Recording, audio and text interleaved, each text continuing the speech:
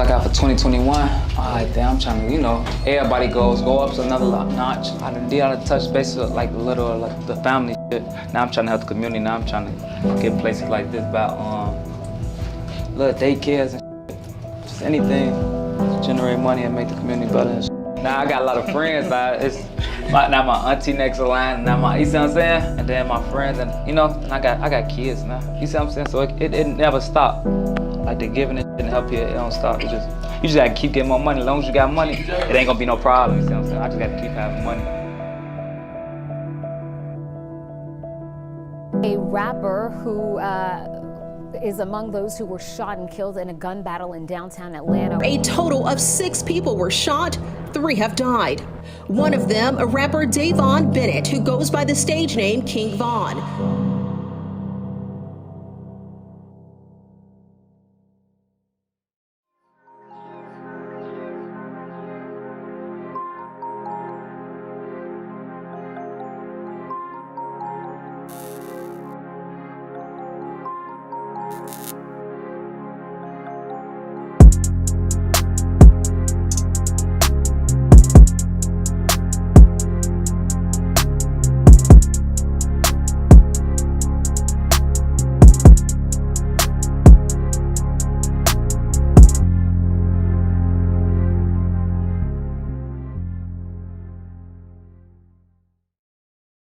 The streets of Southside Chicago has been riddled with violence for quite some time now. Throughout all that violence though, there were diamonds in the rough with immense amount of talent in hip-hop, specifically in a location now known to the world as O Block. The people living there might have known of O Block for quite some time, but the world didn't until Chief Keef, Lil Durk, Fredo Santana, Lil Reese, and many more started to blow up. And as time went on, more and more artists started blowing up from that area, and Chicago finally once again became a big staple in hip-hop. And just recently, an artist by the name of King Von has started to blow up from that exact area. Through his unique flows and his insane street storytelling abilities, he was just another superstar from O Block ready to take off. King Von was born Davon Bennett on August 9th, 1994, and he was born on Parkway Gardens, also known as O Block, located specifically on the 64th Street on King Drive in the south side of Chicago. He was raised in a broken home with divorced parents. He never saw his mom and biological father together. His father ended up serving time in prison, and when he got out is when he officially met his father, but he was only roughly 8 years old, so he doesn't really remember it. Then a couple months later after meeting him, his father was killed. Despite that, King Von ended up getting good grades in school, whether it was through elementary and through middle school. However, around middle school is when King Von says he started getting involved in the street life, because when he got out of school, he was bored and decided to explore the streets with his friends. And around middle school is when he officially met Lil Durk, and they started to hang out as close friends. Don't nobody really know when they started being bad. That shit was really regular. You see what I'm saying? Like, I don't know. I just woke up one day, I was bad as hell. I don't know what the fuck happened. I was just getting good A's and B's. I don't know what happened. School, you see what I'm saying? School over here with the nice teaching and nice people all that. All right, so now I'm going off they from that. Since they nice and being, you know, productive and all, I'm doing my work, I'm in school. But now I'm out of school with the people that ain't doing shit, but on the streets, all they know is being loud, mean, bad, you know, selling drugs, doing this, doing that. So now I'm around them, and now I'm, you know, my environment shit, I'm adapted to that shit. As time went on, while being out in the streets, King Von said that he never joined a gang. Instead, he was forced to be in a gang, which would end up being the BD's Black Disciples. And the reason why he says he was forced to be in the gang is because of the environment he grew up in. If you weren't associated with a gang, you would end up getting beat up every single day and robbed. So you had to be associated with the gang for protection and just for peace of mind. No, I ain't join one. It's just like, since I'm over here, you see what I'm saying? You is where you at. Like if you would have grew up, if you would have been born where I'm at, you would have had to be gang bang. Just because that's what it is. Or you ain't going outside. And with that lifestyle, obviously came trouble. And the first time King Von got arrested was when he was a young teenager. He got put into juvenile for allegedly armed robbery of a vehicle, and since he was so young, they gave him the option of boot camp. He took that immediately and got out pretty quickly. While his friend Lil Durk was rising in the music scene and becoming a star, he would end up getting into more trouble. And on November 21st, 2012, King Von was arrested and booked in Cook County Jail for unlawful possession of a firearm. And at this point, King Von says he dropped out of high school, which would be his junior year in high school. And without being in school, he devoted himself to the streets fully. And by the time he hit 19, he caught a huge case that potentially could have gave him life in prison at the age of 19. This was a shooting that occurred on May 29th in 2014. Then on July 24th, 2014, he got booked and charged with first-degree murder and 2 counts of attempted murder. King Von ended up spending 3.5 years trying to fight this case, and while being in prison, he didn't waste any time being in there. He ended up getting his GED, and on top of that, he ended up writing his own music for the first time ever because he was planning on beating this case, getting out, and focusing on music like Lil Durk had told him to. And then they charged me, the case I just got out for first degree murder and 2 attempt murders. They charged me with that shit. And I beat that. I mean, I'll get you for that shit. While in prison too, he ended up getting a cell room with an 80-year-old man, and he would end up taking care of him throughout his whole prison bid.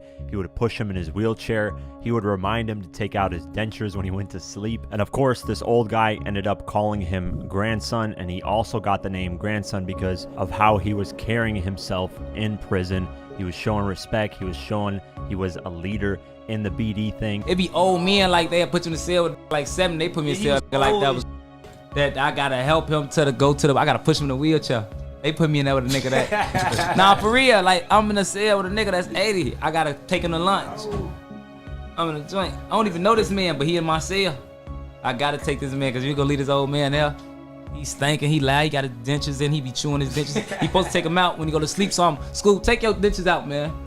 I'm in jail when he sounds saying, but I'm his grandson. Yeah. Cause so you dangerous, but you got a hell of a heart. Man, you know that shit though, man. You gotta look out for your people, man. You gotta look out for your people, don't look out for you. You see what I'm saying? After 3.5 years, he finally beat the case due to lack of evidence towards him. He finally got out, and at this point, he was 23 years old. And with all this time passed, he saw that his close friend, Lil Durk, was a superstar in hip-hop, and he decided that he needed to do something to get income that was legal, so he wanted to get into music. And Lil Durk encouraged that. He flew him out to Atlanta where he could focus solely on the music, and this is when he started officially recording music. It was towards mid-2018. I've been with him his whole journey in jail. Mm-hmm. And I ain't gonna lie, like he ain't never say nothing about rapping. How'd y'all meet? Now we grew up together. So then when he got out, he just tried rapping. And like his first song just like went super crazy. Big shout out to Swagbucks for sponsoring today's video. If you don't know, Swagbucks is an easy way to earn cash and gift cards by simply doing surveys, watching videos, playing games. I did quite a few of these and they were very quick and earned me quite a bit of cash. They can be used in all kinds of places like Amazon, Walmart, Target, Starbucks, so on and so forth. And that's really needed during the holidays. And since they're sponsoring this video, they're giving you guys $5 bonus if you sign up with the link in the description below. Use that link and you'll get a $5 bonus when you do your first survey. So go ahead and check it out. Swagbucks, link is in the description below. Thank you for watching. Let's continue the video. And one of the first tracks he released was with his homie THF Zoo called Beat That Body. And the reception for that track was great, so he kept recording music in Durk's house, and Durk taught him how to write tracks, and eventually he came up with the track Crazy Story. And when he released this track in December of 2018, everyone was going crazy at the crazy storytelling ability of this track, and it was something completely different with multiple flows. We made Crazy Story in my house. Like he ain't know how to write a song, none of that shit. So we had put shit together and that shit just like took over the streets. He kept recording music and eventually released Crazy Story Part 2 with Lil Durk and Crazy Story Part 3. And by this time, Lil Durk officially signed him to his label, OTF, and Durk brought King Von to all of his interviews to show him the ropes of how to do things as an artist. King Von also opened up a lot of shows for Lil Durk and performed solo in quite a few cities, and from this he got a lot of money. And one of the first things he did when he got $100,000 was go straight back to his old neighborhood in O Block and give back to the people. He was very weary about trying to help his neighborhood, whether it's building daycares for children, trying to give back to his community so it can be a better place. He did that multiple times. It wasn't just one time where he gave $100,000, it was quite a few times. However, King Von would run into more legal trouble, and this time it would be with Lil Durk. On February 5th, 2019, Lil Durk and King Von allegedly shot at somebody in Midtown Atlanta where they robbed someone for $30,000 and more, and this victim was shot and nearly died, and there were cameras there that caught the incident. So on June 2019, Lil Durk and King Von had to turn themselves in. The rapper, whose real name is Dirk Banks, turned himself in at the Fulton County Jail earlier tonight. Police say he shot a man outside the Midtown Atlanta restaurant back in February. Then Lil Durk's lawyer immediately worked to get bonds set for Lil Durk and King Von because they had no bond available at that time. The lawyer got to work and got the bond set. Lil Durk was released on June 21st, 2019 on $250,000 bond. Then just a couple days later, King Von was released on a $300,000 bond. Then immediately after that, King Von started focusing on the music once again. And as time went on in 2019, he started to learn how to become an artist, how to conduct interviews, and how to write tracks in full form from hook to verse, hook to verse. Then he finally dropped his debut mixtape on September 20th, 2019, called Grandson Volume 1. And this mixtape was released independently despite being signed to Lil Durk's Only the Family. It was only distributed by Empire Records, and it ended up peaking at number 75 on the Billboard 200 charts and number 37 on the US R&B and hip hop charts. And the reception once again was amazing. He just kept growing his name in the music industry, and as time went on, he started gearing up to drop his second mixtape. The first single he dropped off his second mixtape was called 2 AM on November 16th, 2019, and just a couple weeks later he dropped the second single, Rollin', on November 29th, 2019. Then on February 21st, 2020, he dropped the third single, Took Her to the O, and this is one of the singles that caught a lot of heat and became one of his biggest records. And this song to date, as of the making of this video, is his highest charting song on the Billboard Hot 100. It peaked at number 47, and on the US R&B and hip hop charts, it peaked at number 14. Then on March 6, 2020, he dropped his second official mixtape called LeVon James, which is a wordplay of his favorite basketball player, LeBron James. And this mixtape, it debuted a lot higher than his first one. It peaked at number 63 on the Billboard 200 and peaked at number 36 on the top R&B and hip hop albums. With the success of the music, King Von was focused heavily on the music, but he still had a couple of beefs going on, whether it was in the streets or in the music industry. The street beef that he had was with his ops, FBG Duck, who was with the GDs, and King Von was with the BDs, who was on the opposite side, so they had a bunch of street beef. FBG Duck was best friends with a kid named Tuka. Tuka was murdered at the age of 15, and rappers that were part of the BDs, which was the ops, would make fun of Tuka's death, saying things like, "We're smoking on that Tuka," and King Von would actually do that in a couple of his tracks, such as All These Guys featuring Lil Durk. And of course, FBG Duck, being best friends with Tuka, did not like that, so King Von ended up inheriting that beef from the streets. FBG Duck even released a diss track towards King Von called I'm From 63rd. King Von would respond by saying it's trash. The other beefs that King Von had were more industry driven. One was with Famous Dex and the other was with 6ix9ine. Despite all this, he kept focused on the music, and he was gearing up to finally drop his debut album. The first single he dropped off the album was called All These Hitters featuring Lil Durk, and this was released on August 5th, 2020. And this track peaked at number 77 on the Billboard Hot 100 and number 31 on the US R&B and hip hop charts. Following this, he dropped the second single off the album called How It Go on August 28th, 2020. Then on October 5th, 2020, he went on Instagram and announced his debut album, Welcome to Old Block, would be released on October 9th, 2020. But when October 9th came, King Von said he had to push the album back and instead released the third single off the album called I Am What I Am, featuring 5 Foreign. Then he revealed the album would be released on October 30th, 2020.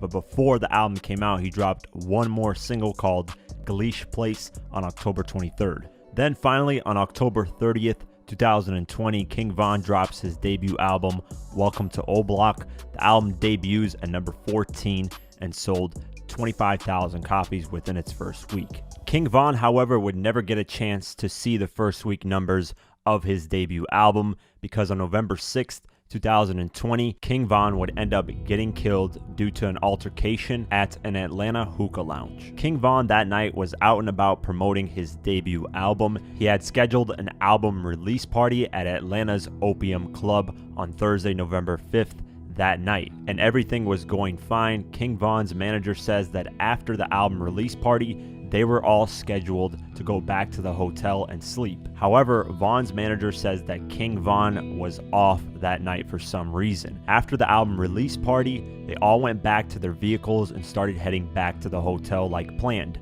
But King Von's manager says that King Von decided randomly to take a different turn and go to an after-party club. Von hopped in his security bulletproof truck with 2 other people and the driver and randomly decided to go to the after-party club. Once they got there, they realized none of the other people were there, so Von's DJ called and said, "Where are you guys at?" And that's when they realized that Von decided to go into an after-party club and not go back to the hotel. So after King Von's team finally came to the after-party club where King Von was at, they said that King Von was staying in his bulletproof truck for 30 to 35 minutes, not going into the club at all. King Von's friends decided to go back into their vehicles because it was really cold out that night and they were wondering, what is King Von doing? King Von's manager then comes into the passenger side of King Von's security bulletproof truck and asks him, "Why is it taking forever for you to go inside? Let's go." He then says, "Let's go." His security then checks the building inside and out to see if there's a threat. Now, King Von's manager says that they couldn't bring in guns to the club because it's a security risk, so all the security and everyone else who had weapons had to put it back in the vehicle. Von's manager says that one of King Von's friends came to the driver's side of King Von's vehicle and told King Von that Quando Rondo pulled up to the Atlanta after-party club, and he said that Quando Rondo was essentially lacking, meaning he didn't have anyone around him. It was just Quando Rondo and a driver. And Von's manager says that right when King Von heard that, he immediately got out the car and went at Quando Rondo and started fighting him. And everyone at this time was genuinely confused at what was going on. Nobody in each camp was even prepared. Then a white car pulled up and King Von's team had no idea who that white car was affiliated with. Out the car came Lil Tim, which was Quando Rondo's friend. He comes from the backside of King Von and shoots him multiple times. King Von's manager says that Lil Tim let off 5 to 6 shots. 2 of the bullets hit King Von. 1 hit him in the torso, 1 hit him in the thigh. 1 of the bullets hit King Von's manager, and King Von's manager says that King Von was using Quando Rondo as a shield while he was getting shot at. And when this happens, all hell breaks loose even more. The police that were guarding the area that night decided to get involved in the altercation and started shooting randomly at basically everyone there, and that's when everyone started scattering around. People were running back inside the club hoping they wouldn't get hit. And once things settled down, King Von's team went immediately to King Von, got him and put him in the back of their vehicle and drove him to the hospital. Apparently Quando Rondo was yelling out that King Von got shot, so his team heard that and ran towards him to help him out. His team ended up putting him in the back of a vehicle. They drove off to the Grady Hospital in Atlanta, and apparently King Von was conscious the whole time. telling the people in the car to calm down and relax and that he's going to be okay, because everyone in the car was panicking about what just happened. They drove him to the Grady Hospital in Atlanta and immediately started performing surgery on him, but during the surgery process, he didn't make it. When the news officially came out, it was reported that King Von was in critical condition and that he was shot by the Atlanta Police Department. But as time went on, we realized obviously this wasn't the case. In the afternoon of November 6, 2020, it was officially announced that King Von had passed away at the age of 26. It was also reported that someone else had passed away as well, and 4 other people were injured, including King Von's manager and Lil Tim, who was the one who shot King Von. A couple days went on and Lil Tim was officially charged with the murder of King Von. And as time went on, more security footage came out, and Quando Rondo's team and lawyers are now saying they are practicing self-defense in this incident. And in Georgia, we have a stand your ground law, and that means that if your life is in danger at any moment, you have a right to defend yourself, whether you shoot at them or kill them. After this, there were a lot of rumors as to why Quando Rondo and King Von got into it. There were rumors that it's because NBA YoungBoy and King Von were dating the same type of female, but King Von's manager denied that. King Von's manager denied actually a lot of rumors that were going around, and all these are false. They're just claims from media sources that don't have any sources. King Von's manager, however, did say that King Von went on Instagram Live quite a few times and said that he would put hands on Quando Rondo and his team, and he never mentioned that he would use weapons if he ran into them. And of course, after King Von's passing, his album saw a huge uptick in sales the following week. The album ended up rising to number 5 on the Billboard 200 charts and sold 41,000 copies that following week. King Von's family and management company have released a statement about how they're going to move forward with King Von's remaining music. They said, "Thank you to everyone who has showed their outpouring of love for King Von. You all played a massive role in Von's accomplishments, and by continuing to play his music and sharing your stories about how he has inspired and influenced you all, you're keeping his legacy alive. To celebrate Von's artistry, vision, and the immense love that he had for his fans, we will be continuing his rollout of Welcome to O Block while working to share unreleased music and interviews that he devoted his creativity into completing. Von had also been working on new endeavors that we will be announcing down the line. Love, Von's family and team." Von had plans of putting on all the people around him. He was actually going to get most of the people around him signed to a record deal and have them have $50,000 in their pocket. He's gone back to O Block and given back $100,000 quite a few times, and he had plans to open up daycares in O Block and just improve the community over there. I only say that to say this: King Von was often painted by the media as this demon person who didn't care about anyone at all. And days before King Von passed, he did an interview where he explained how upset he was at YouTubers or the media in general that were painting him in such a negative light. Now, I'm not saying King Von was the most perfect human being, but we must remember that King Von is just a product of his environment. Any one of us watching this video right now, even me, the one who created it, if we were put in an environment where every day was killing and every day was poverty and every day was struggling, you yourself would turn into a savage, because that's the only thing you can do to defend yourself in that environment. Von himself in interviews has said he wishes his mother was born in a better environment because he would have turned out a lot better as well, but he says he was dealt the cards that he was dealt with, and this is how his life turned out. It ain't squash it. No, I wish it never happened in the first place. Like, Right. I wish a lot of shit ain't never happened. You know, you wish, of course, you wish your homie never got killed, of course. But you know, Cause you in a different space in life right now. You know what I'm saying? yeah, like it'd have been. I wish I never grew up in the projects. I wish a lot of shit. I wish my mama had some money when I was Absolutely. like, a lot of shit. If I could wish a lot of shit would be different, but it just happened like that. And he tried to make the best of it. He was improving. He was trying to improve his community that he grew up in. He was trying to put on his friends. And unfortunately, he didn't get the best chance to do that. his life was cut short at the young age of 26. And while working on this documentary, I ran into a Tupac interview that is over 25 years old and still is true to this day. You hear a lot of controversy going on right now about rap, just Time Warner dropping Interscope and a lot of things that have resulted from people saying it's a bad image, it's bad for young people. Tell us your comments on that. I said so many comments on this, but basically it's a hypocritical view, because what you're saying is it's okay for us to live in the dirt, in the gutter, in less than human conditions, but it's not okay for us to tell people that we're living in these conditions. Everything was cool, you know, the ghetto was okay, it was habitable until we started talking about exactly what were the repercussions of living this type of lifestyle, what happens when you live in this kind of environment, what type of person it changes you into. Now all of a sudden it's like you can't talk about that, but this is what we live in. We don't have a choice, you know what I mean? It's either we really kill people, do dope, sell dope, and have murders and do all this crazy stuff, or we talk about. With that being said, I hope you enjoyed this documentary, and long live King Von.